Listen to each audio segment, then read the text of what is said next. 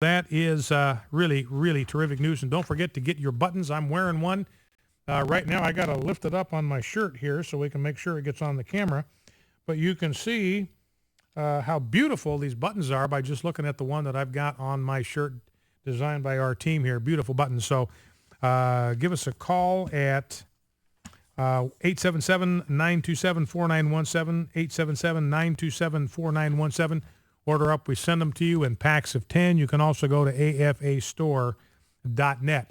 Well, this is Free for All Friday. We'll take your calls on just about anything that you want to talk about. 888-589-8840 is the number to call, 888-589-8840.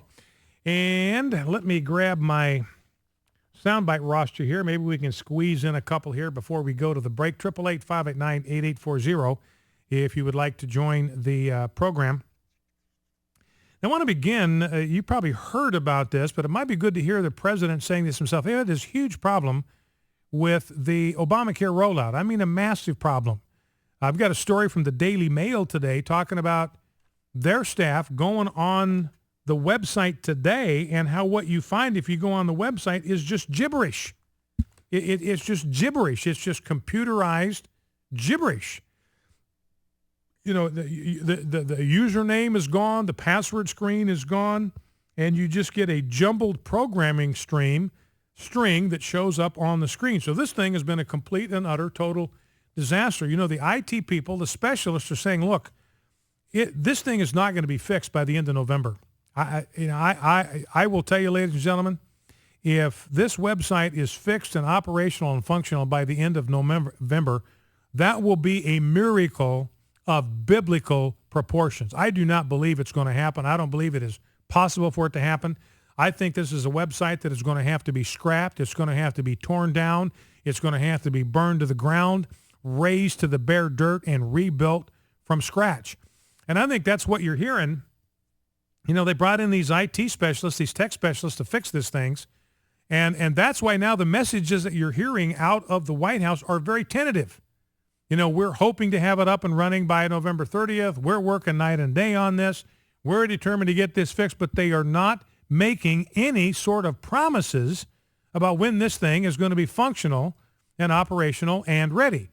Now, this means the president knows he's got a huge problem on his hand. He's talking with Chuck Todd of NBC, Clip 1, and here's what he had to say last night about the rollout. I am sorry that they are finding themselves in this situation based on assurances they got from me. We've got to work hard to make sure that they know we hear them and that we're going to do everything we can to deal with folks who find themselves in a tough position as a consequence of this.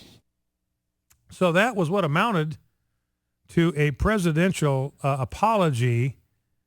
You notice when somebody doesn't really want to apologize, they'll use passive words a lot. I am sorry that they are finding themselves in this situation. I feel badly for them. They are finding themselves in this situation like they woke up and all of a sudden there it was. And we didn't have anything to, I didn't have anything to do with it. It just happened to them. They just found themselves in this disastrous circumstance. But you'll notice there's no promise in here about when this is going to get fixed. I mean, you've got this tech surge. All the president will say is we're working hard.